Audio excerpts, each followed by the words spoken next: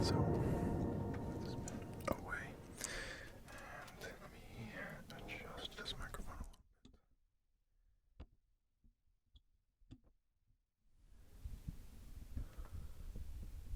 little bit. Ta-da! So now, you can actually hear me. Hopefully. Right, okay, so let's back up. Let's back up a little bit. This is Startalk. There's some bright reflections in here. That didn't really help. Here, anyways, this is Startalk. Neil deGrasse Tyson.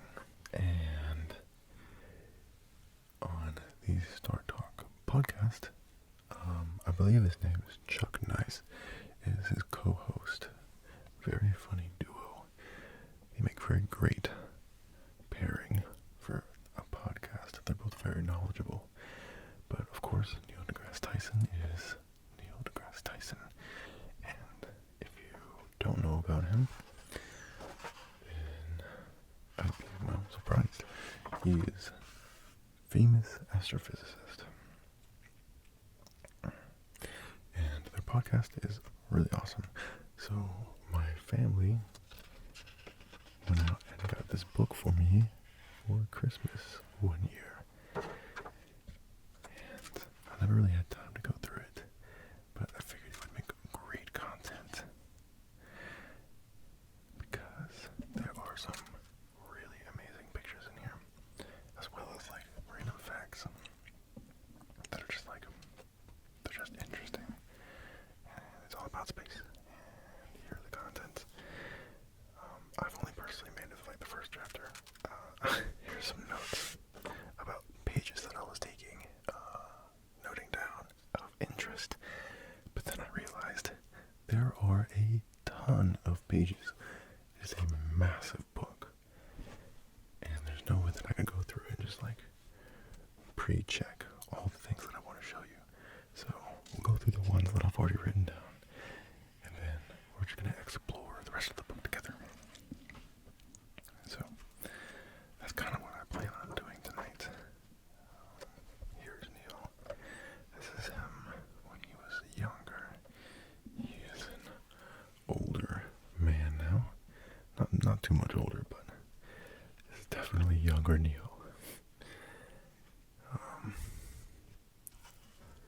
See if I can't shift this a little bit. Okay. And I'm going to go through and see some of the pictures that they have in here and read some of this to you guys.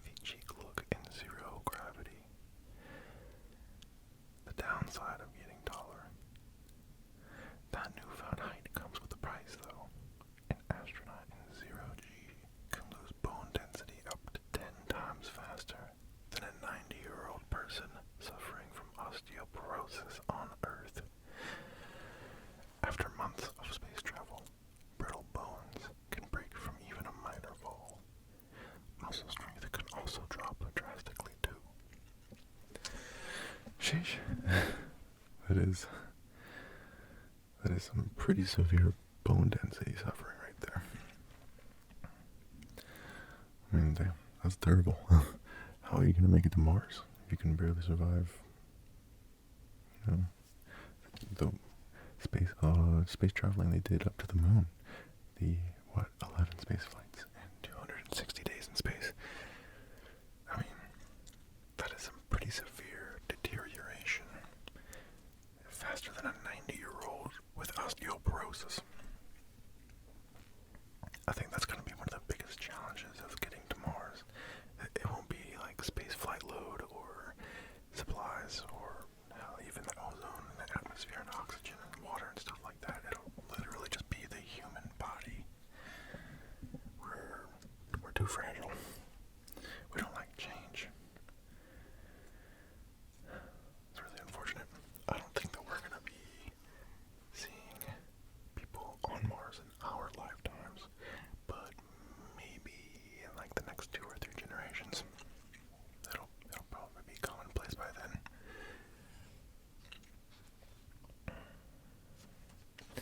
Alright, moving on to the next tabbed off section here. We have an awesome graphic illustration of some of these satellites, the most famous satellites. And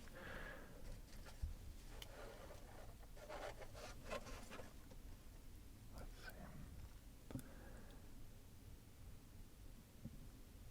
I'm not going to go through all of these because it doesn't really give a whole lot of detail or background information on them. It's just kind of showing them off. But it's a very great illustration.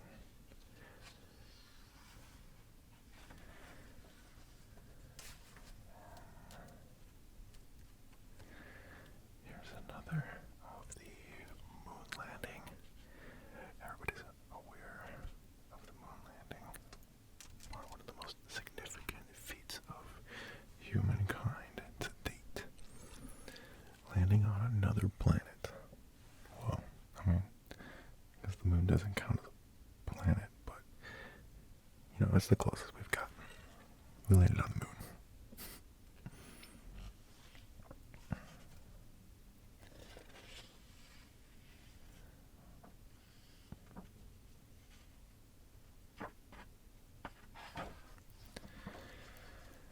Now, we'll go to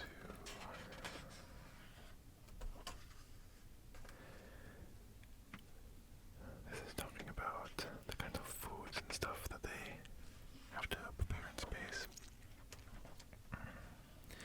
And I don't think it says it in this book, but I know that there is actually a whole team dedicated to the menu of the astronauts and a lot of the science that goes behind the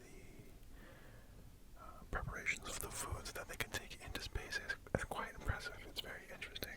It's not like a normal food prep. Like, you have to make sure everything is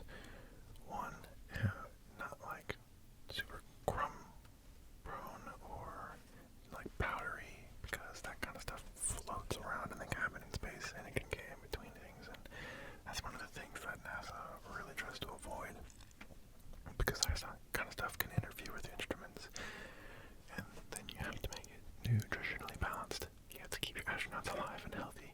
You know, you just spend millions of dollars training them and giving them millions and millions of more dollars worth of equipment, and then sending them into space. You know, you want to make sure your team is healthy and well fed, and then you have to make it taste good. It's not just like a normal food where you can just whip it up. You know, it has to meet all the requirements, and then it has to taste good. So, props to those guys. Yeah, they really have their work cut out for them. But here is a cool section where it talks about the recycle process of the water. I'm just gonna read it. The water supply on the International Space Station is continuously cycled and recycled through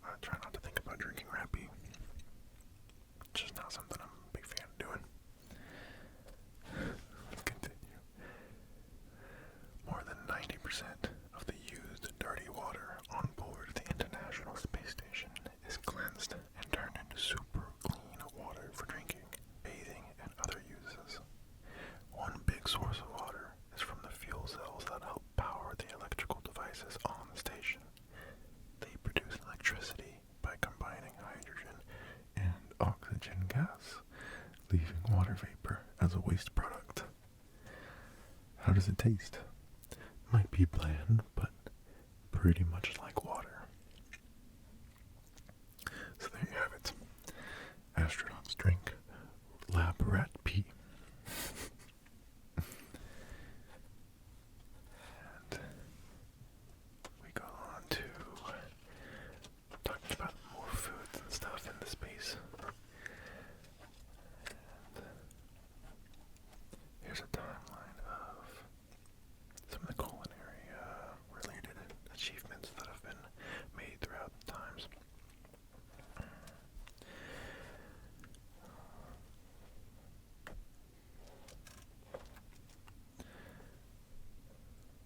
Pretty interesting stuff. They even grew food in space. Romaine lettuce. Would you look at that? 2015. Pretty recent.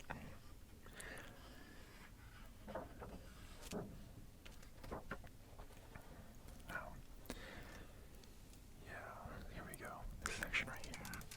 I was reading last night. This part talks about what I was talking about earlier with the crumbs and stuff, I believe. Yeah.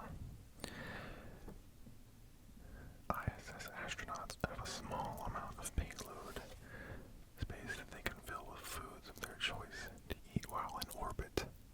Within the limits of space-approved munchies, the varieties is vast. Like, for example, astronaut Chris Hadfield peanut butter and honey tortilla wraps. All astronauts take comfort food with them, Neil says. There's meatloaf, there's rice and beans, there's tortillas. Tortillas are great because they don't make crumbs when you eat them. Yeah, I'm pretty sure NASA hates crumbs. I hate crumbs, especially in places they're not supposed to be. So, I can see where NASA's coming from.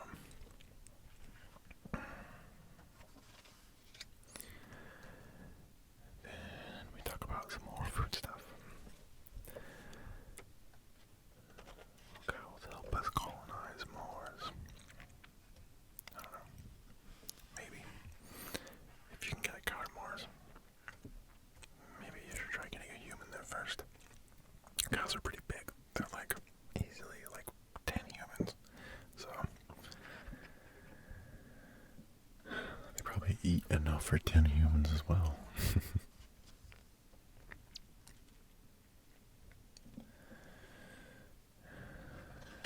just got some more food stuff. Now, we're finally done with that. We can talk about the cool stuff. Wormholes. And I really like this render right here. This spaceship render. Very colorful and very detailed, very realistic. It's just cool. It's just awesome to look at. Alright, can we use wormholes to travel? This might be possible. Humans can get to the moon and back in about 3 days. To Mars and back, we take about 3 years. To the nearest system that ours, though, Alpha Centauri, about 4.4 light years away, it would take more than 300 centuries just to get there. Obviously, we don't have that much time. So what in the universe might we use to cut our travel time?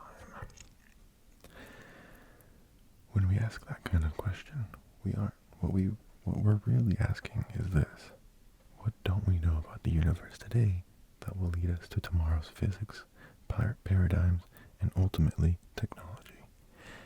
Might it be so-called dark matter and dark energy, which together make up 95% of the universe's contents?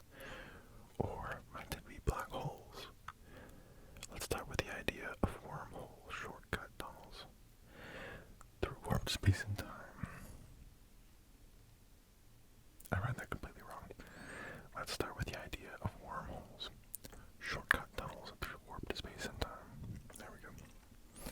The idea of wormholes have been around for a long time.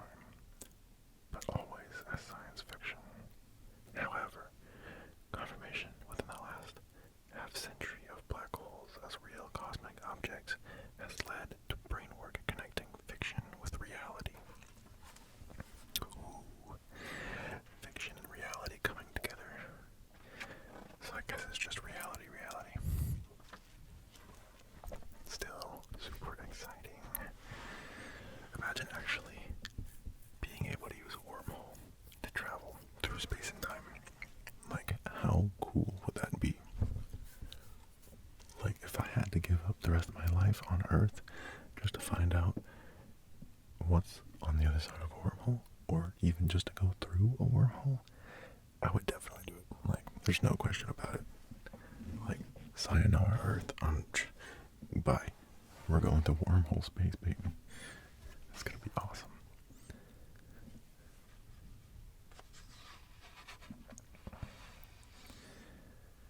And here is a pretty fifth grade explanation of like dimensions, and it tries to get you in, tries to help you grasp the concept of a fourth dimension,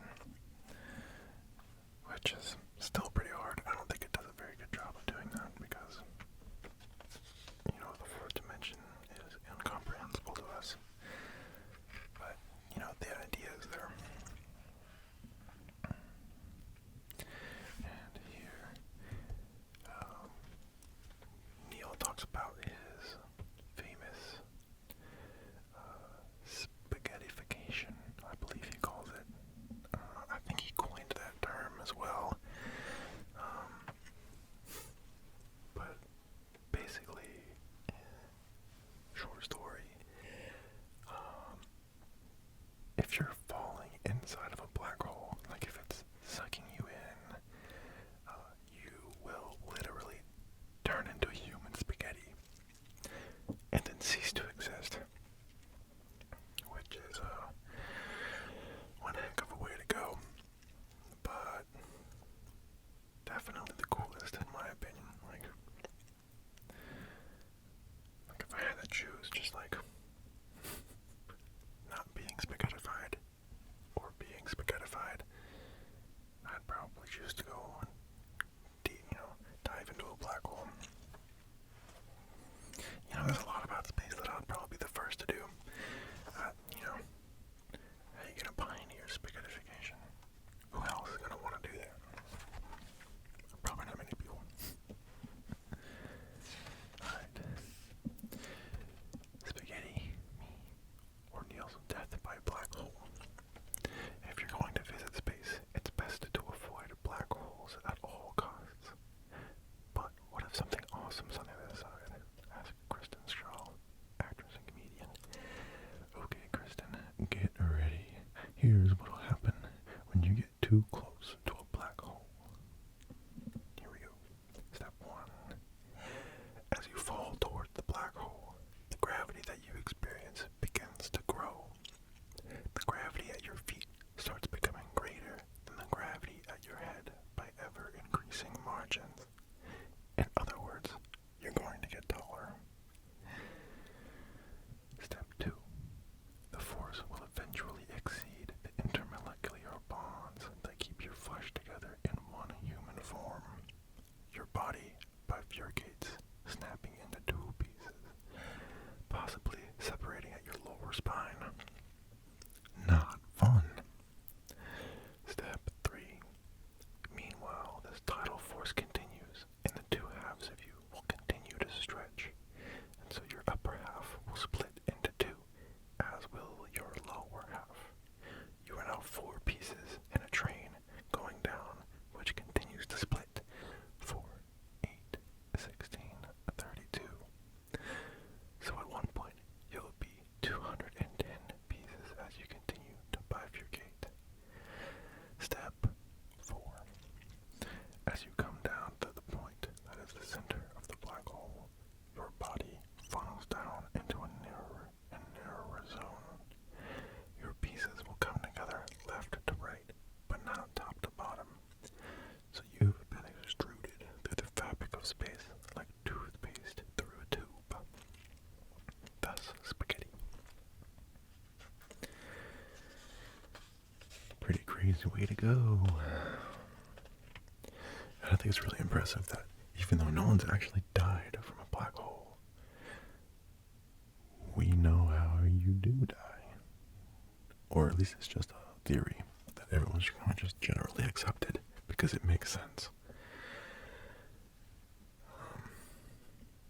Like I said, if it's my time to go, it's my time to go. I'll be the first one to turn into human spaghetti. I'll take one for the team. For science, you monster.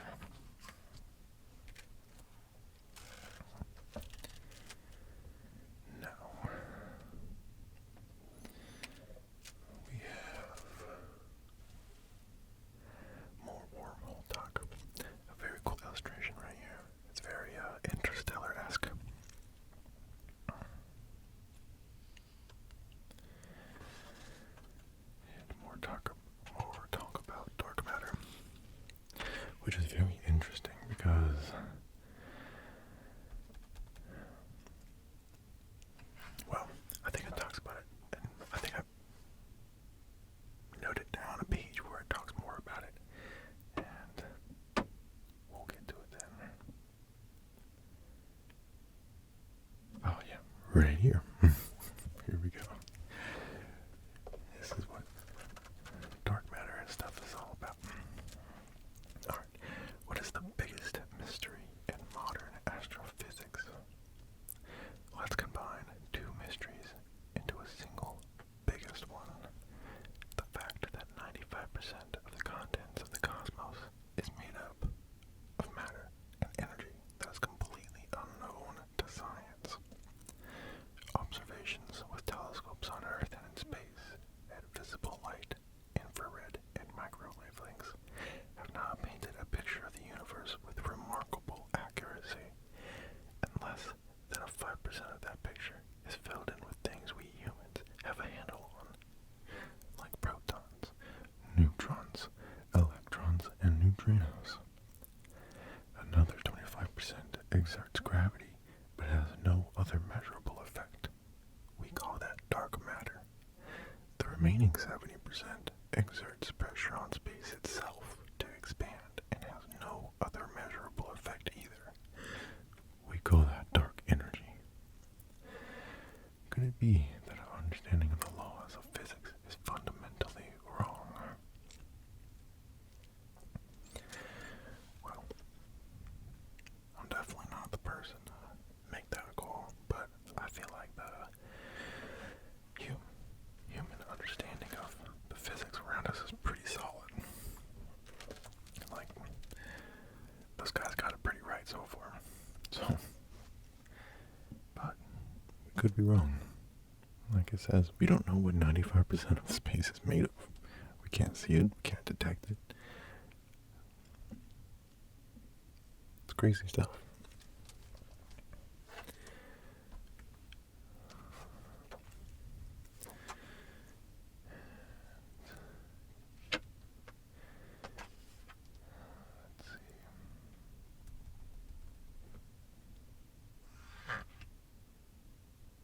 Oh yeah, this one talks about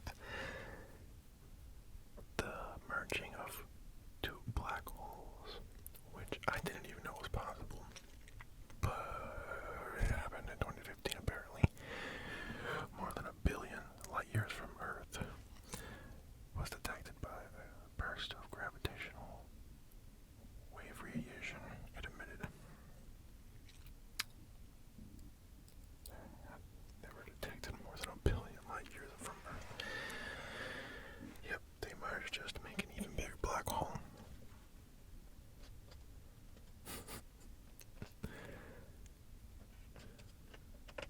That's crazy.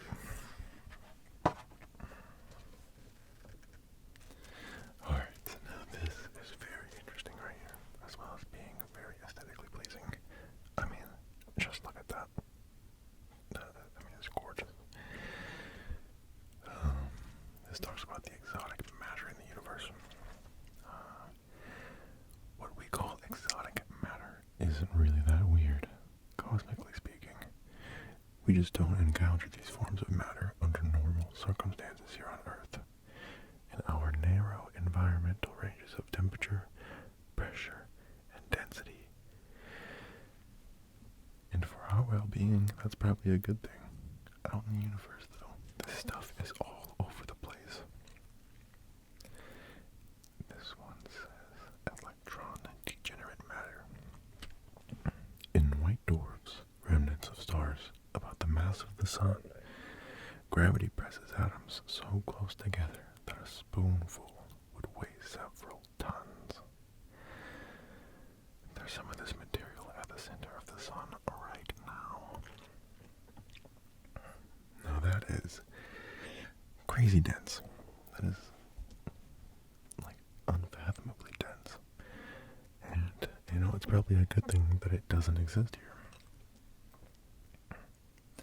Because what would we even do with that if we could even harvest it in the first place? Who knows? But then you have its bigger brother, neutron degenerate matter.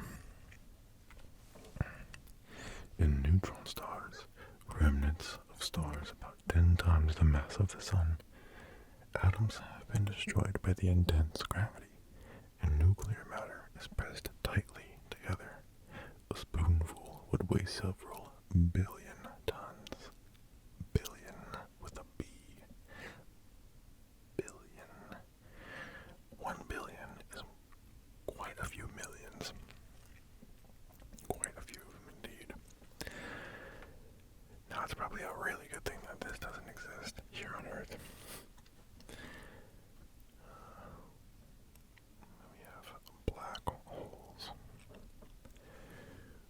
have no way to tell what states matter takes within the event horizon of a black hole. Nothing can get out from there in a form we can interpret. There's likely to be a singularity at the center that approaches zero volume and infinite density, but it's impossible to be sure. Zero volume and infinite density. That sounds like fiction, but they have proved that a single spoonful of neutron degenerate matter weighs several billion tons, so, I guess anything goes in space. Truly the last frontier. Strange matter. The protons and neutrons in ordinary atoms are made of two types of quarks, called up quarks and down quarks. At super high densities, perhaps at the center of neutron stars, a third kind of quark, strange, they hypothetically combine up and down quarks to create highly unstable versions of the subatomic particles we know. So, not only is there billion-ton neutron degenerate matter out there, and zero-volume infinite density black holes out there, there's also a hypothetical third quark that we don't know exists yet. Great. Good stuff. We're just adding to the list. Dark matter. Strangelets. Axions. Weakly interacting massive particles.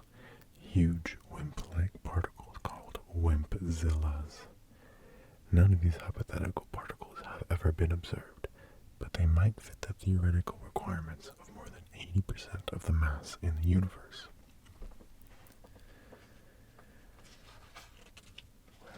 Observed yet.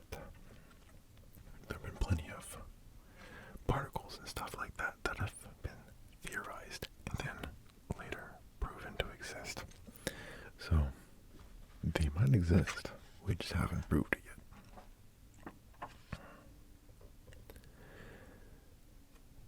Let's see. 56.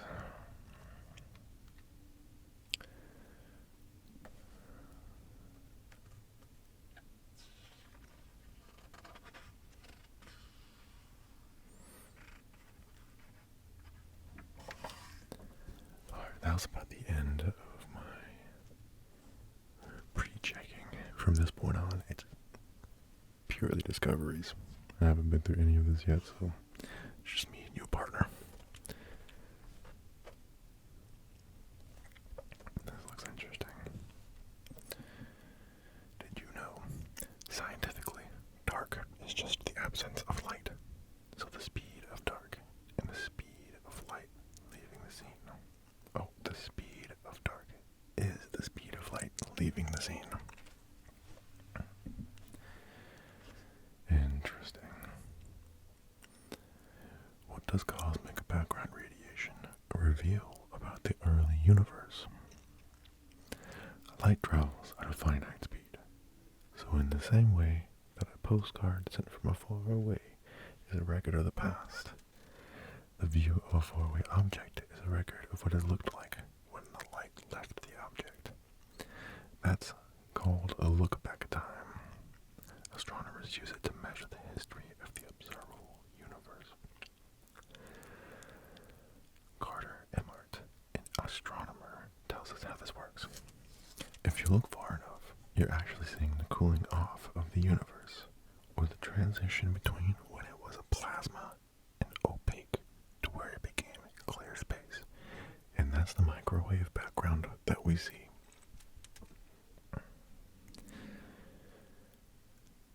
Yeah, that's pretty interesting because we talked a little bit about how, I'm sure you've at least heard that, when you're seeing light from the sun, it's actually light that's 8 minutes old. So you're seeing the sun as it was 8 minutes ago. But that also holds true for all light in the universe. So, our closest neighboring galaxy, what is it? Alpha Centauri. Or Andromeda. We can see them, but we're not seeing the current on Andromeda. We're seeing the Andromeda from however many million light years old it took. However many light years it took for that light to get to us.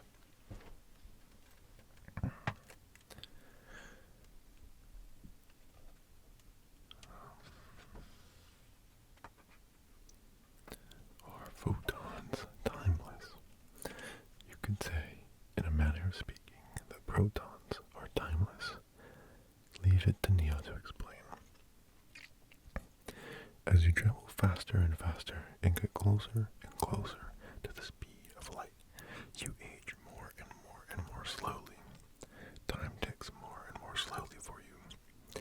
If you hit the speed of light, which we don't know how to do yet, but if you ever hit the speed of light, then time stops. Photons, which are the carriers of light, exist at the speed of light. A photon doesn't accelerate from 0 to the speed of light in 2.4 seconds. It exists at the speed of light. Because it exists at the speed of light, any watch that you are carrying, or any watch that it is carrying, never ticks. If you are a photon and you are emitted from across the universe, you will be absorbed. You will slam into whatever you were destined to hit. As far as you're concerned, instantaneously. No time would have elapsed. Wow. So, from the perspective of the photon, you essentially are born and killed instantly. No time has passed. You are time. Photons are time. That's crazy.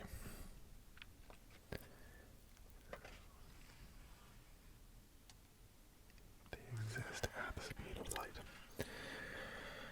Yeah, very interesting.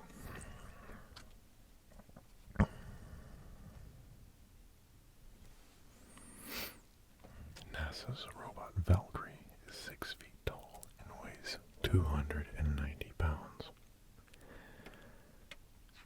That's a cool looking robot. I wonder what they have it do. Like, what purpose could you possibly have a robot? I mean, maybe like automating simple tasks and stuff, but that kind of seems like a lot of work for a whole robot.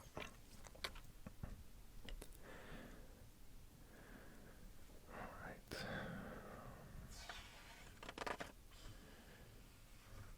Some of the spacecraft that have been crafted throughout the time.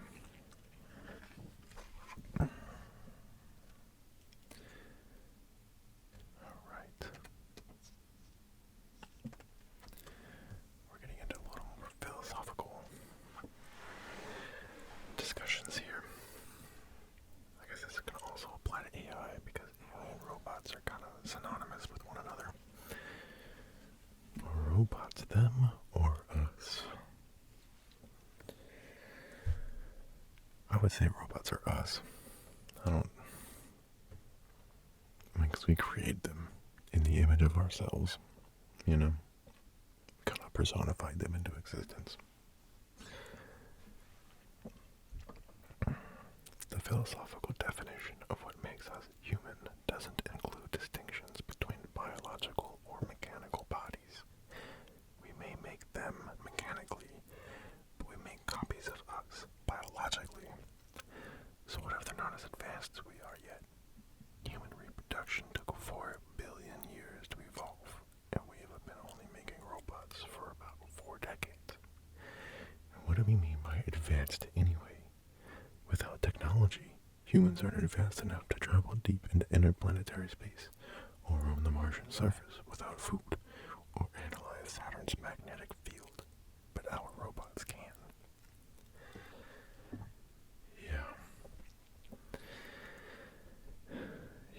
I have a feeling this would probably get a lot more complicated when it comes to like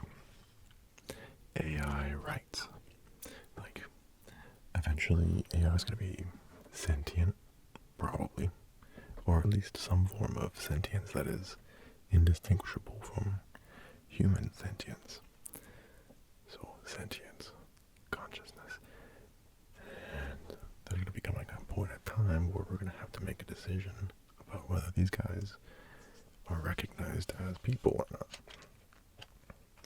I feel like that day, when that day comes, that's going to be a very interesting landmark decision in some court, somewhere probably in a space council. Which sounds pretty cool, to be honest. Probably not in our lifetimes, though. Right.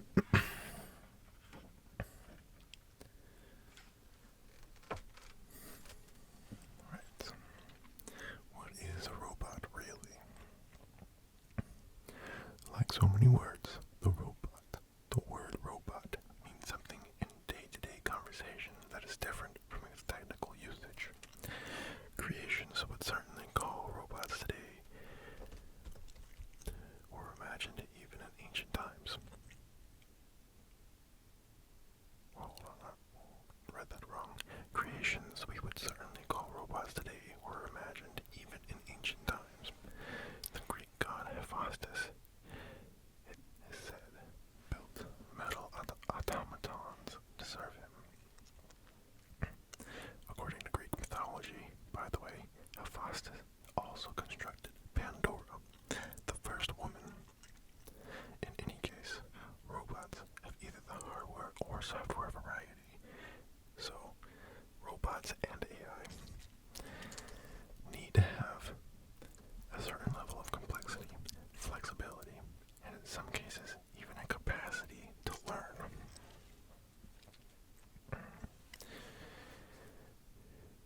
Even those terms, though, have varying definitions depending on whom you ask. So, there will probably come a time where, probably around the same time that we wanted to decide if these human or robots and AIs or people and should be given rights, probably around that time is when we're also going to decide on what the standards are for robots and AIs. There's kind of like different like classes and subclasses of, you know, robots and AIs, because we have classifications for stuff that isn't even human. You know, like the internet has I believe it's the IEEE, where they set standards for the internet usage across the entire, I think it's just North America. The IEEE is just North America. But like Europe and Asia have their own collection agencies where they make standards for their place of residence, you know. But something like that is probably gonna have to come into play where they're making solid concrete standards so that we can actually decide on whether these people or human and AI deserve rights and stuff like that. So one day, I'm sure humanity will have all this hammered out, and we're going to be living synonymously with, you know, robot AIs as our neighbors, and they're going to be outside cutting grass or whatever, and we're just going to go on about our day. It's going to be a crazy world. Here's roboticist and space scientist Stephen Gorfin's definition. A robot is a programmable manipulator. Now I realize that sounds more like a cross between a computer and my ex-wife. But if a machine doesn't do more than a few things, it's not really a robot. If it does sort of one thing and a short of classification of things, then it's an automated spacecraft. So this guy's already got standards laid out. Well, personal standards, they haven't been adopted or anything like that yet, but this is what I'm talking about. We're gonna have probably an extremely, huge book of just, classifications and subclasses and, all kinds of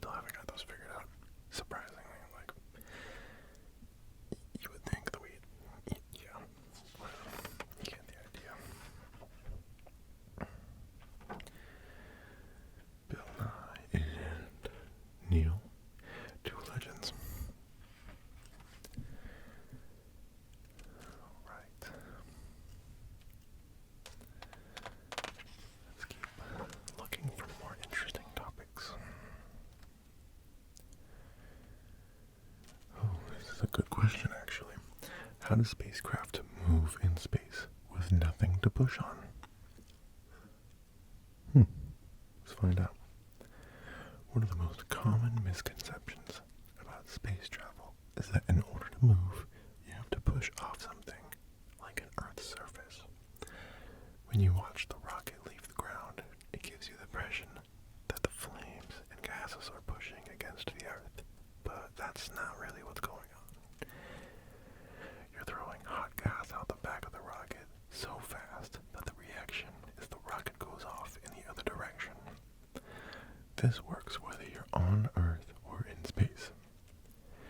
Newton's third law of motion: for every action, there is an equal and opposite reaction, means that the simple act of pushing is enough. You don't need to push on or off any external object or surface to generate motion. Some rockets and non-rocket systems, like the Hubble, use reaction wheels to move. You spin them in a certain direction, and you get a reaction in the other direction. Then the thing will point where you want it. Well, alright, there you have a pretty simple answer for a not so simple question. Just a simple Newton's laws.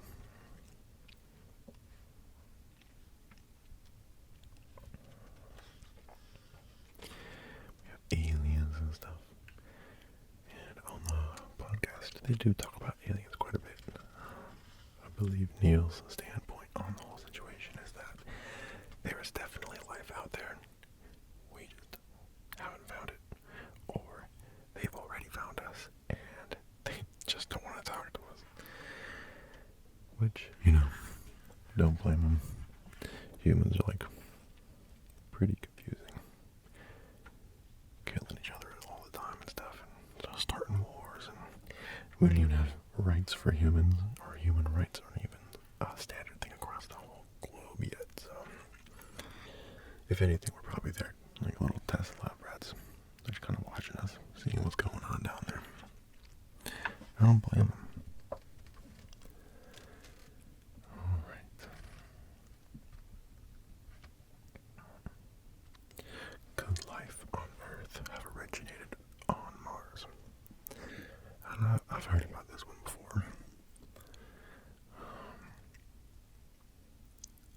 I mean, I can't say that I'm the biggest believer in that, but,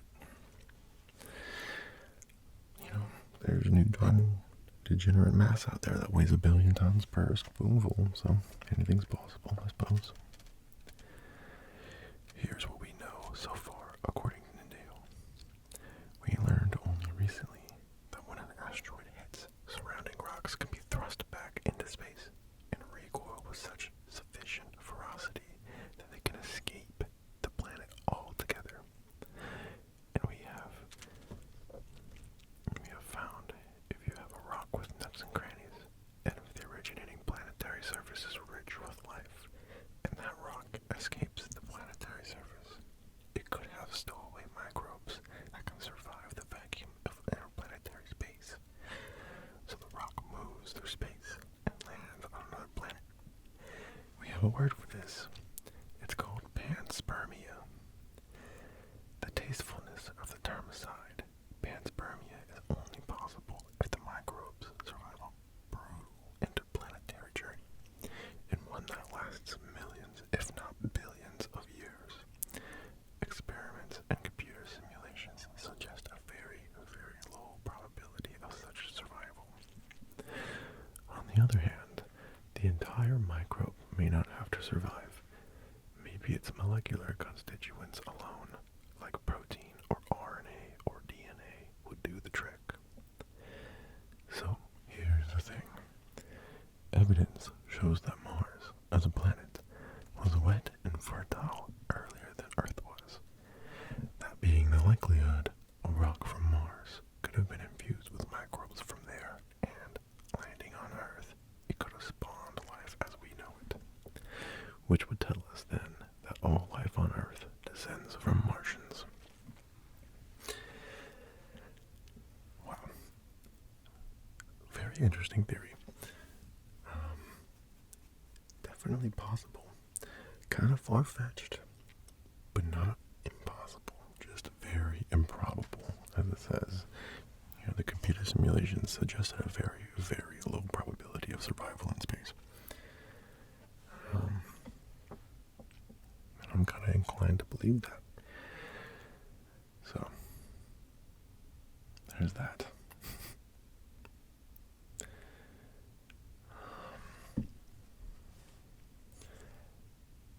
I think we're going to leave off on that as well with this amazing depiction of Panspermia happening right here.